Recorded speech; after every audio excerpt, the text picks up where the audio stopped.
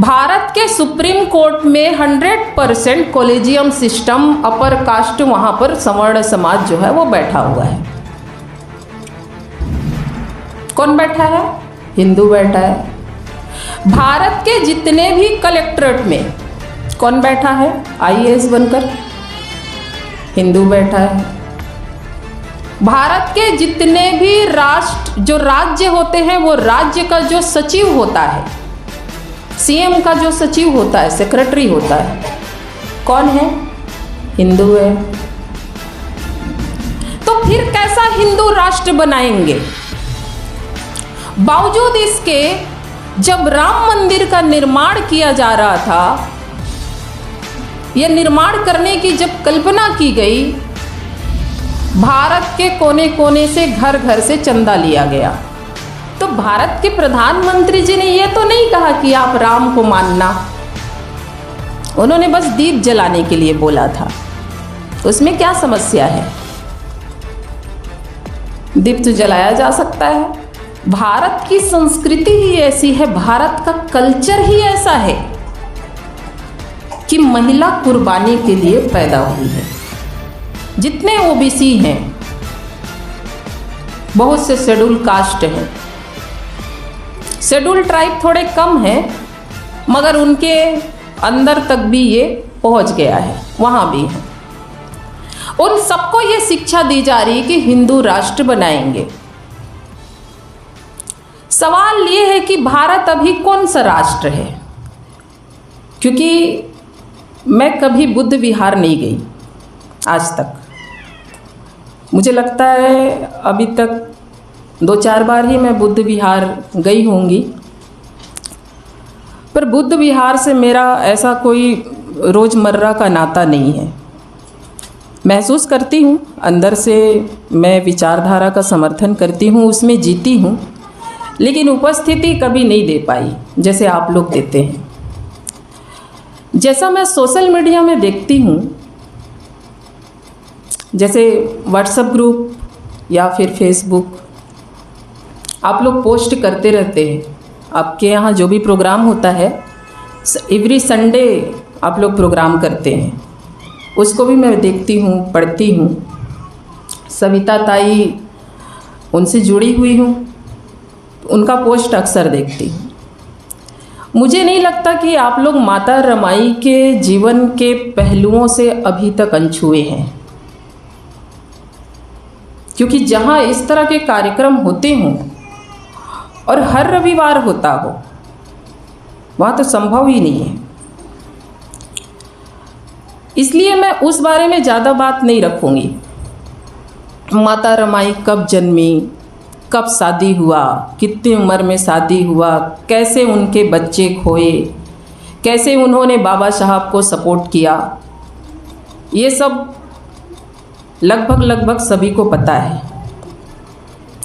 सवाल ये है, इस बात को हम कितने साल से सुनते आ रहे हैं?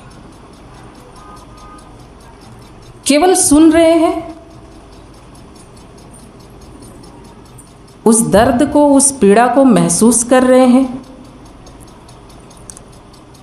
उस अभाव को हम महसूस कर रहे हैं? या हम उसको जीना चाहते हैं? अपने जीवन में हम जी रहे हैं। जिस वजह से ये सारा चीज हुआ, चाहे वो परम पूज्य बाबा साहब डॉक्टर भीमराव अंबेडकर के लिए हो, भारतवासियों के लिए हो, हमारे लिए हो, महिलाओं के लिए हो, जिसके भी लिए हो, जिस वजह से माता रमाई को इतना त्याग करना पड़ा, इतनी कुर्बानी देनी पड़ी और इतना दर्द, इतना पीड़ा सहना पड़ा, क्या उस वजह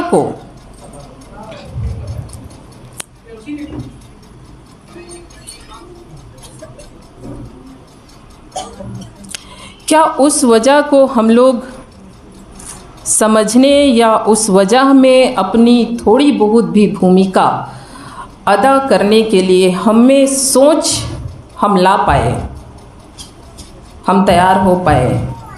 हम तैयार हो पाए तो क्या हम तैयार कर पा रहे हैं? सवाल ये है। सवाल ये नहीं है कि मुझे बुद्ध वंदना आता है कि नहीं है। सवाल ये नहीं है कि मैं एवरी संडे मैं बुद्ध विहार जाती हूँ कि नहीं हूँ। सवाल ये नहीं है कि मेरे जीवन में बुद्ध के जितने भी त्रिपिटक और पंचशील वो सारे चीज़ मैं बोलती हूँ उसको या उसको बार बार दोहराती हूँ। सवाल ये है कि उस पंचशील में मेरा अपना आचरण कितना मैं ढाल पाई। हम सब दोहराते हैं। लगभग संविधान की प्रस्तावना का वाचन जो है लगभग जो मिशनरी और बुद्धिस्ट अम्बेडकराइट जो लोग हैं वो हर जगह करते हैं। अभी चलन में है भाई, ये अब चलन में आ गया। एक परंपरा बन रहा है कि किसी भी कार्यक्रम का हम जब शुरुआत करते हैं तो संविधान का वाचन करते हैं। सवाल ये है कि संविधान में जो लिखा है, जो प्रस्तावना में लिखा है, क्या हम उस प्रस्तावना को समझने का भी प्रयास किए या केवल हाथ आगे करके जैसा सामने वाले ने पढ़ा वो पढ़ दिया? सामने वाला अगर खड़ा है, वो लड़का है, वो अगर बोलता है कि मैं आज 26 नवंबर 1949 ईस्वी को एतद द्वारा इस संविधान को अंगीकृत, अधिनियमित और आत्मार्पित करता हूँ, तो सामने बोलने वाली भले ही महिला हो, वो भी बोलती है कि मैं आत्मार्पित करता हूँ। बोलते हैं कि नहीं बोलते हैं? जो नहीं बोलते हैं वो समझते हैं, लेकिन जो बोलते हैं वो केवल दोहराते हैं। अब प्रस्तावना में लिखा है, मैं थोड़ा सा रमाई जी के ऊपर मैं बाद में आऊँगी, थोड़ा सा चूँकि संविधान और सबको रिलेट करके मैं बोल रही हूँ। संविधान में लिखा है कि व्यक्ति की गरिमा क्या होती है। व्यक्ति की गरिमा कभी हम इस पर विचार किए? कभी हम अपने बच्चों को बताए कि व्यक्ति की गरिमा क्या है? बोलने का ही चीज़ नहीं है। संविधान में जितने भी प्रस्तावना का जो वाचन है, आप संकल्प कर रहे हो कि व्यक्ति की गरिमा और क्या है? प्रतिष्ठा और अवसर की समता। प्रतिष्ठा क्या है? तो केवल हम बोल रहे हैं, हम सुन रहे हैं इतने सालों तक, और अगर हर व्यक्ति इस संविधान का जो प्रस्तावना है इसको समझ जाए, हम भारत के लोग, कोई यहाँ मराठी, कोई बुद्धिस्ट, कोई अम्बेडकराइट, कोई ये कोई वो नहीं है।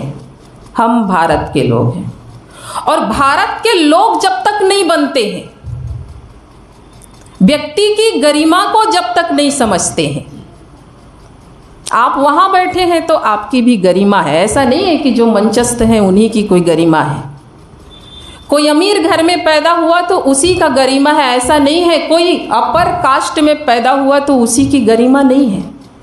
हर व्यक्ति की गरिमा है, और उस सब की रक्षा के लिए अभी हमने संकल्प लिया कि हम अपने आप को, खुद को अर्पित करते हैं। क्या हम करते हैं? ऐसे कार्यक्रम केवल टाइम पास के नहीं होते, मेरी नज़र में नहीं होते। बहुत बड़ी जिम्मेदारी है। आप जो यहाँ बैठे हैं, आप आए हैं, मतलब बहुत बड़े जिम्मेदार हैं आप। समाज के लिए, उन लोगों के लिए जो इन बातों को नहीं जानते, नहीं समझते, या ये जो बातें हैं उन तक अभी तक नहीं पहुंच पाई। तो माता रमाई और अंबेडकर के बारे में हम 50 साल से सुन रहे हैं, पढ़ रहे हैं। पढ़ कम रहे हैं, सुन ज़्यादा रहे हैं। अगर हम पढ़ना भी शुरू करें तब भी बहुत जल्दी ये जो इतने स्लो मोशन में जो चेंज हो रहा है, जो चेंज दिख रहा है, परिवर्तन दिख रहा है, उसमें थोड़ा सा गति आएगा। तो सवाल है कि क्या हमने महसूस किया उस पीड़ा को, उस दर्द को, उस अभाव को। फर्ज कीजिए मैं एक माँ हूँ, मेरे 4 बच्चे हैं, मेरे सामने और मेरा पति कोट टाई पैंट वाला है, लंदन जाता है, कोलंबिया जाता है, इतना सक्षम है कि वहाँ जा सकता है। लेकिन मेरा बच्चा, एक बच्चा आज बीमार पड़ा है और मैं इलाज नहीं करा पा रही।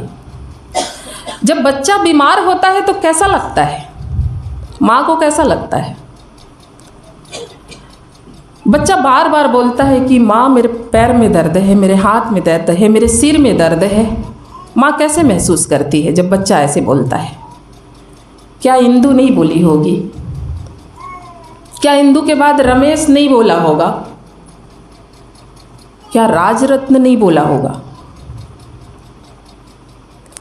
और ऐसे बोलते हुए मेरा एक बच्चा चला गया, मेरे सामने तड़पते बोलती, उसके सिरहाने में मैं बैठी हूँ, बर्दाश्त कर ली। दूसरे बच्चे की भी बारी आई।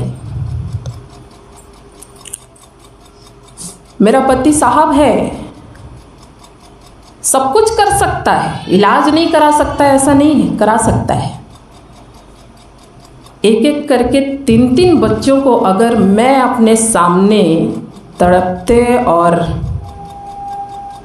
इस दुनिया को छोड़ते देखती हूँ, कैसा लगा होगा?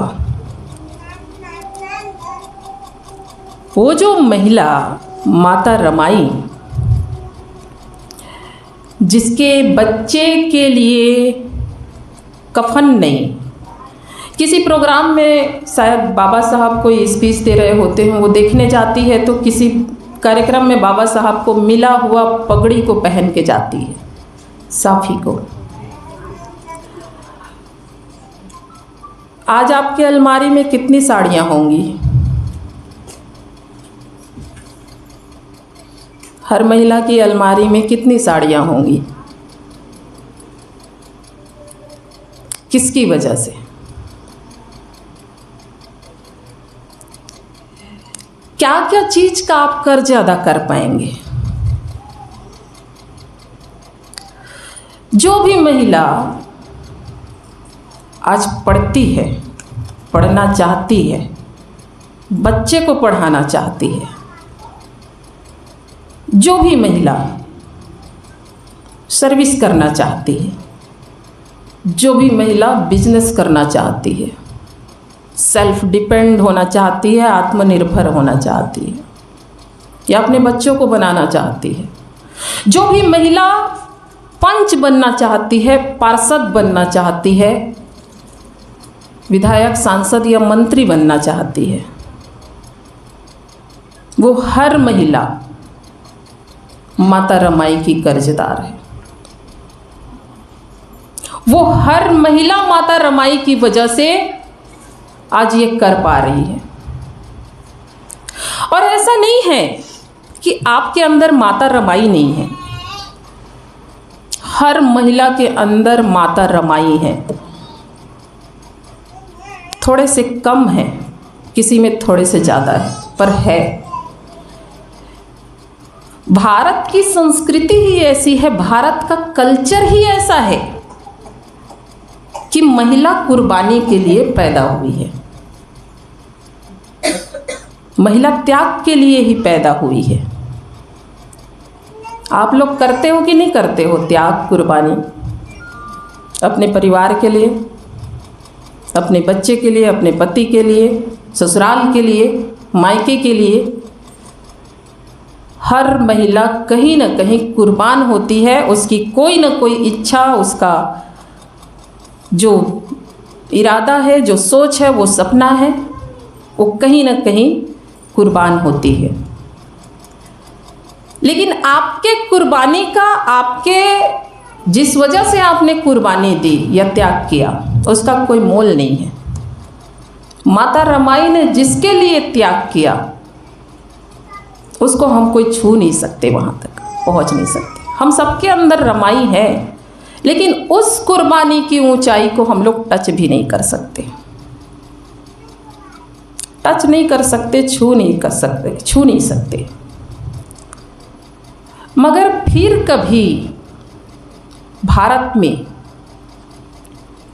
किसी महिला के जिंदगी में वो नौबत ना आए कि फिर कोई माता रमाई बने, इसके लिए तो कुछ किया जा सकता है।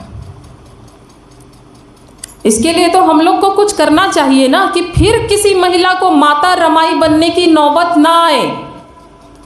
क्यों कोई माता रमाई की जैसे अपने बच्चे को तड़पते हुए, मरते हुए देखेगी?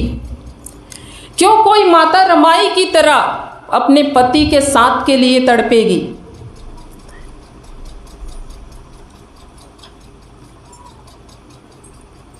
ये नौबत किसी महिला के पास, किसी महिला के जीवन में ना आए तो जिम्मेदारी किसकी है? ये जो सभागार में बैठे हैं, जो हॉल में बैठे हैं, जो समझते हैं, जो जिम्मेदार हैं, जो जिन बातों को समझते हैं, उनके कंधों पर ही जिम्मेदारी आती है। हमारी महिलाओं के पास सब चीज़ है। आज शिक्षा है। किसी भी सभ्यता का निर्माण जो है वो शिक्षा से ही होता है। कोई भी सभ्यता का निर्माण हो बिना शिक्षा के संभव नहीं है। अगर सभ्यता बीमार है तो समझ जाइए उसकी शिक्षा में भी बीमारी है। उसको वैसी शिक्षा दिया जा रहा है कि उसका सभ्यता ही बीमार और रुग्ण पैदा हो रहा है, रोगी पैदा हो रहा है। अभी जिस भारत में आप हैं, आपको लगता है कि एक अच्छा कल्चर, एक अच्छी सभ्यता में आप जी रहे हैं? क्या लगता है आप लोग को? 22 जनवरी को रामलला आ गए हैं भारत में। रामलला आए तो भारत के प्रधानमंत्री जी ने आह्वान किया, सब अपने अपने घरों में दीप जलाएंगे। आप में से कितने लोगों ने जलाया? किसी ने नहीं जलाया। मतलब उस सभ्यता का हिस्सा आप लोग नहीं बने।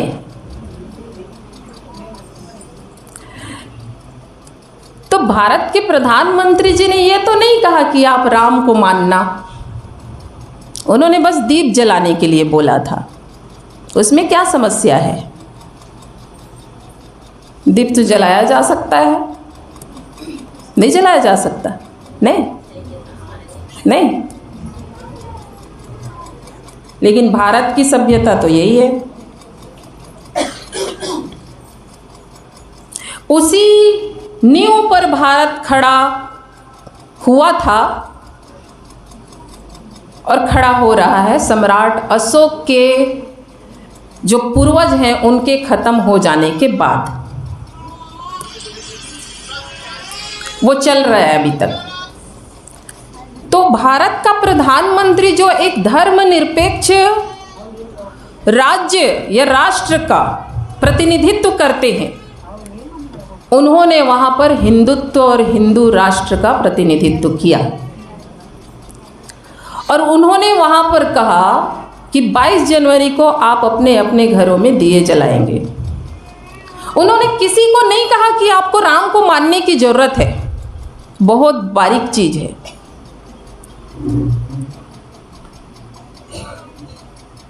वो अपनी सभ्यता को किसी को जिद से नहीं मनवाते, बहुत बारीकी से लोगों को उधर डाइवर्ट कर देते हैं।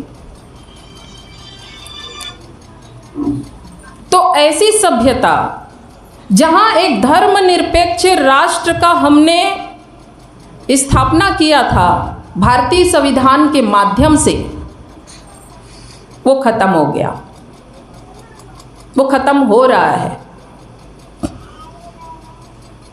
और इस सभ्यता का निर्माण किस आधार पे हो रहा है? रामलला जी आएंगे, इसका निर्माण किस आधार पे हो रहा है? तो भारत में वैसी ही शिक्षा दी जा रही है। जैसी शिक्षा होगी वैसी सभ्यता का निर्माण होगा।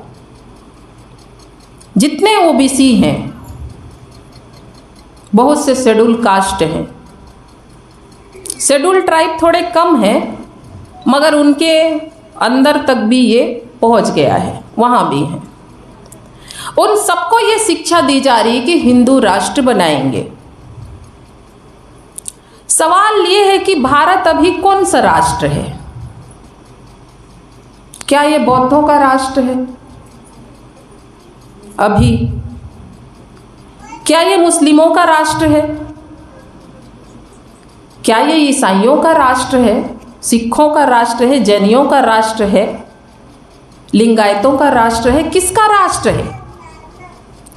भारत के सुप्रीम कोर्ट में 100% कॉलेजियम सिस्टम, अपर कास्ट, वहां पर सवर्ण समाज जो है वो बैठा हुआ है। कौन बैठा है? हिंदू बैठा है।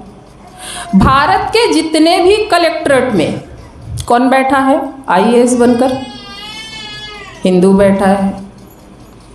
भारत के जितने भी जो राज्य होते हैं, वो राज्य का जो सचिव होता है, सीएम का जो सचिव होता है, सेक्रेटरी होता है, कौन है? हिंदू है। तो फिर कैसा हिंदू राष्ट्र बनाएंगे? बावजूद इसके जब राम मंदिर का निर्माण किया जा रहा था, यह निर्माण करने की जब कल्पना की गई, भारत के कोने कोने से, घर घर से चंदा लिया गया। उन्होंने 1500 करोड़ मांगा। हमारे भाई बहनों ने, भारतीयों ने 3500 करोड़ रुपए दिए। उनको मना करना पड़ा कि अब हमारे पास सफिशिएंट आ गया है, जितना हम चाहते थे, अब चंदा बंद कीजिए। क्योंकि शिक्षा वैसी दी जा रही है, एक बीमार, एक रुग्ण, एक रोगी शिक्षा लोगों के बीच में बांटी जा रही है। हिंदू राष्ट्र है, कार्य प्रणाली में है, कार्यपालिका में है, न्यायपालिका में है, विधायिका में है,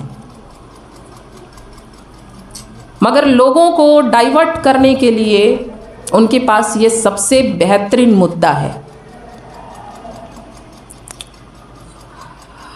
अब सवाल ये है कि हमारे पास सब चीज़ है, आज हमारी महिलाओं के पास शिक्षा है। मुझे नहीं लगता शिक्षा है। हमारी महिला बोल रही हूँ ना, कहने का मतलब जो बुद्ध को समझते हैं, मानते हैं, जो अंबेडकर को मानते हैं, जो माता रमाई को मानते हैं, फूले को मानते हैं, उन महिलाओं की बात कर रही हूँ। मुझे नहीं लगता कि हमारे पास शिक्षा है। हमारे पास डिग्री हो सकती है, MA, BA, BEd, LLM, MPhil, PhD सब हो सकता है, शिक्षा नहीं है।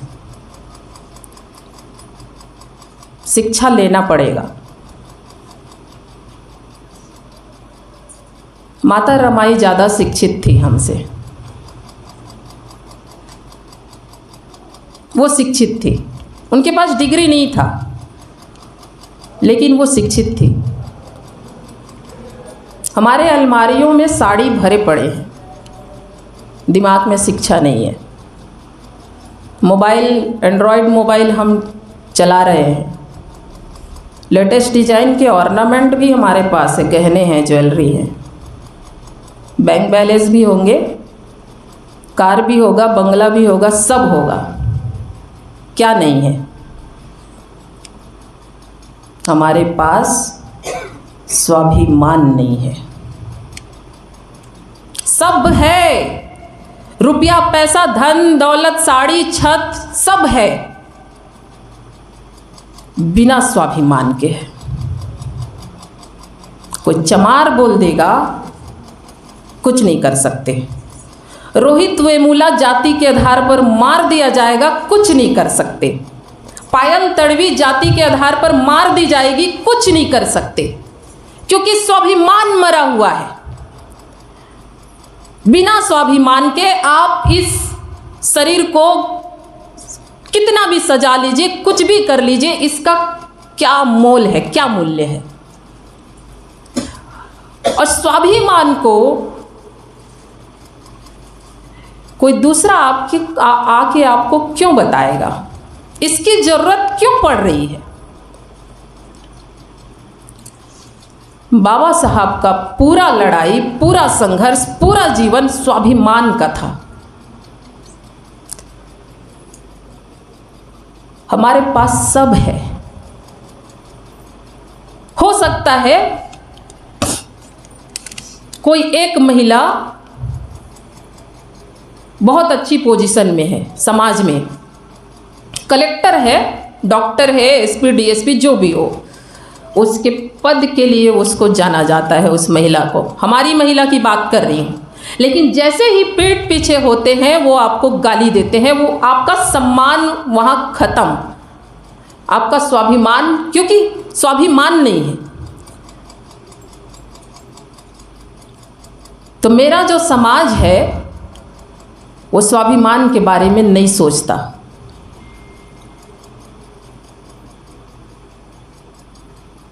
सोचना पड़ेगा। केवल जीवन सजाने संवारने, धन दौलत बनाने, घर बनाने, फ्लैट खरीदने, गाड़ी खरीदने, इसके लिए नहीं है। बाबा साहब बोलते थे, कौओं की तरह अगर 1000 साल जीना पड़े तो उससे बेहतर है मैं 4 दिन की जिंदगी जी लूं। बाबा साहब बोलते थे कि political power is the master key. Yes, it is the master key, by which can open all the door of progress.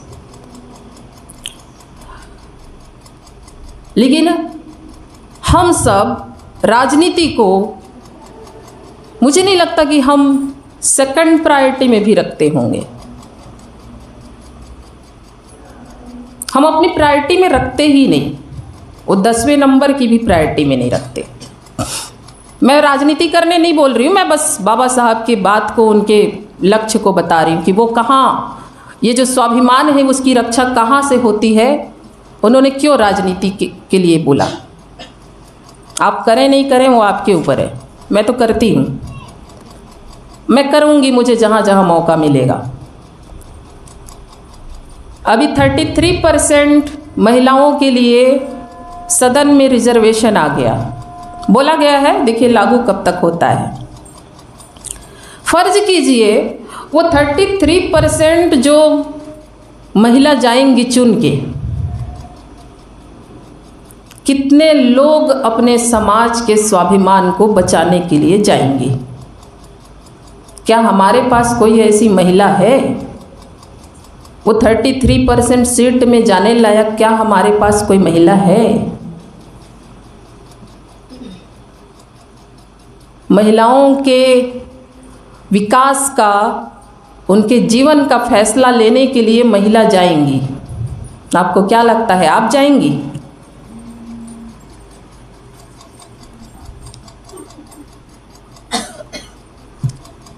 वो 33% भी उन्हीं लोग का होगा, क्योंकि हमको तो राजनीति करना नहीं है। तो नायक पिक्चर जरूर देखिए आप लोग, मुझे अच्छा लगता है मूवी।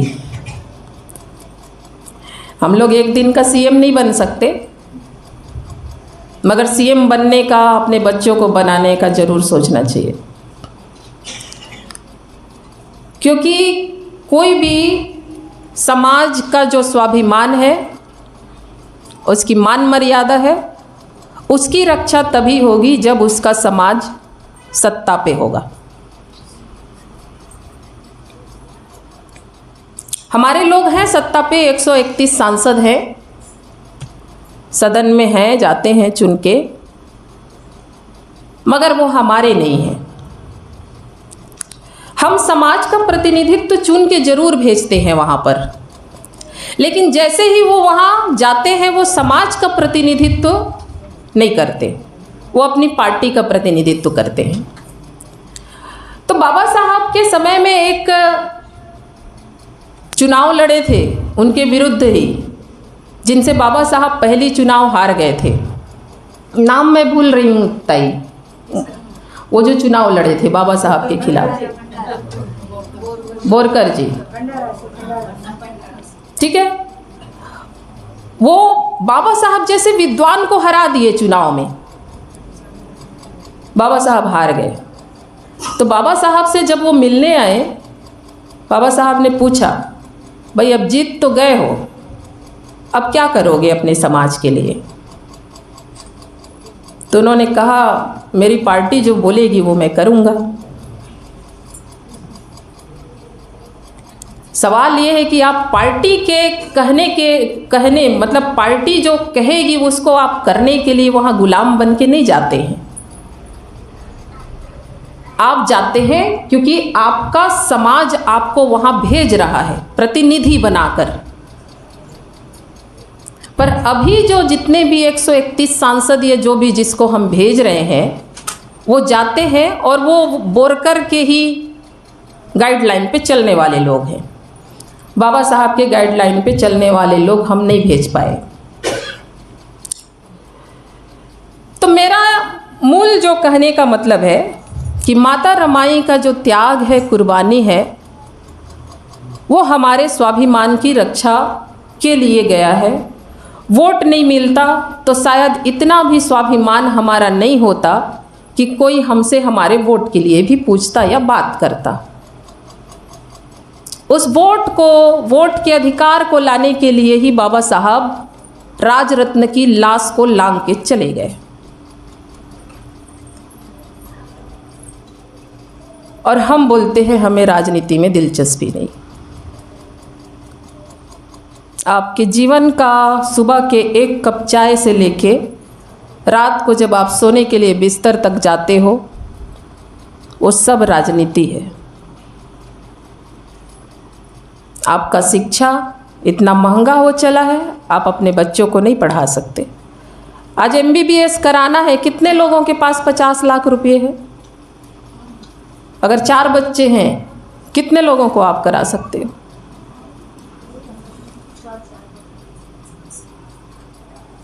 तो उन स्वाभिमान की रक्षा के लिए जब माता रमाई ने अपने बच्चे कुर्बान कर दिए, इस समाज के निर्माण के लिए हमारे महापुरुषों ने अपने आप को कुर्बान कर दिया। एक माता रमाई ही नहीं है,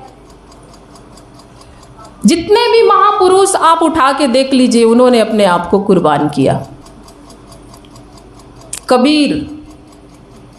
कबीर के बारे में बोला जाता है ना कि जब वो उनकी चिता लगाई गई थी तो वो फूल बन गए थे। आप मान सकते हो कि कोई आदमी जो फकीरी में जी रहा हो, जो फकीर हो, वो मरे तो उसकी चिता में वो फूल बन जाएगा। उनकी भी हत्या की गई होगी, रैदास की भी हत्या की गई, गुरु घासीदास की भी हत्या की गई, उनके बेटे बालक दास की भी हत्या की गई। माता रमाई भी चली गई, माता सावित्रीबाई भी चली गई, गाडगे भी चले गए, पेरियार भी चले गए, नारायणा गुरु चले गए, बिरसा मुंडा चले गए, साहब कांसीराम चले गए, सबने कुर्बानी दी। अब सवाल यह है कि हमको और कितनी कुर्बानी चाहिए? और कितने लोग आएंगे तो हम थोड़ा सा समाज को भी अपने बेटे के लेवल में रख के समाज के लिए अपना समय देना शुरू करेंगे कि समाज मेरा हमेशा लास्ट प्रायोरिटी रहेगा, आखिरी प्रायोरिटी रहेगा। इस सोच से हम कब बाहर निकलेंगे? मेरा 2 बेटा है तो समाज नाम का एक तीसरा बेटा भी है, ये कब सोचेंगे? कितनी कुर्बानियाँ और आएंगी, तब जाके ये सोच हमारे अंदर आएगा। तो केवल माता रमाई या माता फूलेबाई की जयंती मनाना, उनकी कुर्बानी को याद करना कि बाबा साहब को उन्होंने स्थापित किया, त्याग किया, बच्चे खोए, केवल ये कहानी दोहराना हमारे विचारधारा का कार्यक्रम का हिस्सा नहीं होना चाहिए। केवल बुद्ध वंदना करना, बुद्ध विहार में आना हमारे विचारधारा का, हमारे जीवन का हिस्सा नहीं होना चाहिए। हर महिला जो यहाँ आई है, हर पुरुष जो यहाँ आए हैं, उनकी अपनी एक जिम्मेदारी है समाज के प्रति। 3500 करोड़ लोगों ने रामलला के लिए दिया, हम मांगेंगे तो आप कितना देंगे? बुद्ध विहार को कितना आता है ताई हर महीने?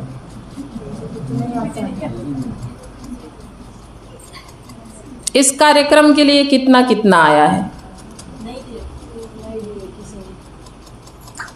तो रामलला ही ना आएंगे, बुद्ध क्यों आएंगे? अंबेडकर क्यों आएंगे?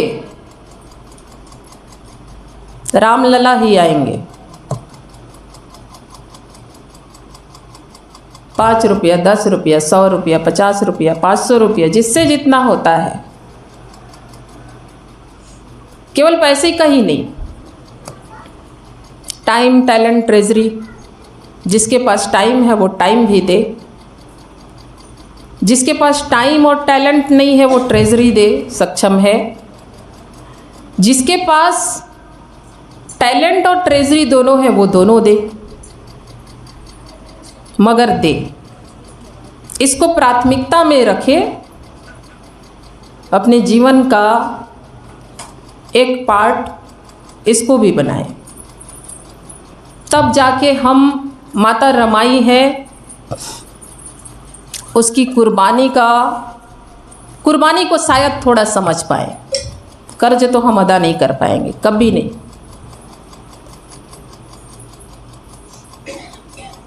शायद थोड़ा लगे कि इस धरती पर आए हैं तो कुछ प्रयास हम कर पाए, बस इतना ही प्रयास ही करना है हम सबको।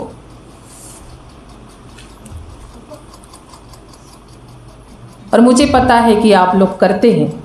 इस बुद्ध विहार की जो समिति है, बाकी लोगों का नहीं पता, बट समिति के जो जुड़े हुए हैं समिति से, वो कुछ लोग उनसे जितना हो पाता है वो तो ज़रूर करते हैं। क्योंकि मैं लगभग कोविड के टाइम से मैं जुड़ी हुई हूँ, सोशल मीडिया के माध्यम से आप लोगों से मैं देख रही हूँ। क्या कर सकते हैं इस पर भी विचार करना है, बैठना है आप सबको।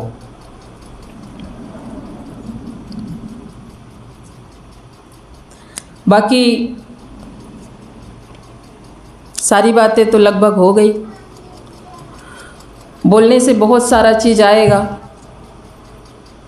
अभी 2000 करोड़ रुपए का कर्ज लिया है हमारे सीएम ने, मुख्यमंत्री जी ने छत्तीसगढ़ के। वो 2000 करोड़ रुपया प्रति व्यक्ति के हिसाब से यहाँ का कर्जा अगर बांटा जाए तो प्रति व्यक्ति के हिसाब से वो आएगा, क्योंकि सीएम अपने घर से नहीं चुकाएगा उसको, और उसी को वो विकास बोलेंगे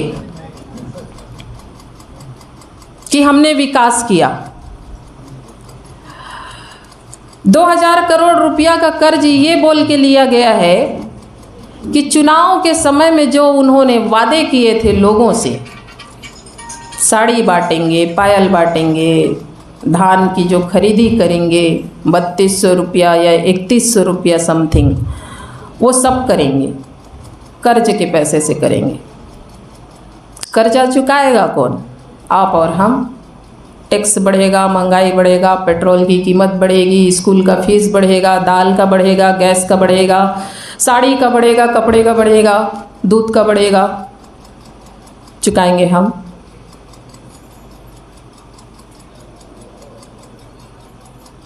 तो इसलिए मैं बोलती हूँ कि ये जो सभ्यता जो चल रही है, बन रही है, यहाँ शिक्षा नहीं है, ये बीमार शिक्षा दिया जा रहा है, बीमार बनाने के लिए दिया जा रहा है। क्योंकि अगर जरा सा भी लोग शिक्षित होते तो एक आदिवासी के सिर पर सरेआम पेशाब करने वाले की सरकार नहीं बनती।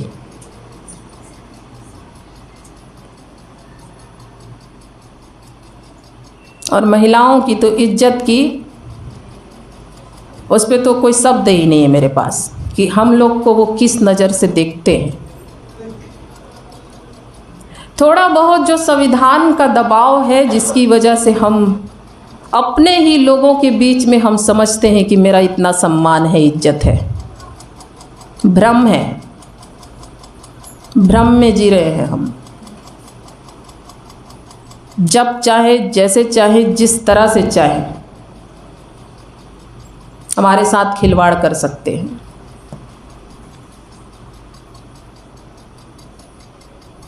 तो इस भ्रम से बाहर निकलना है, अपने लोगों को संगठित होना है।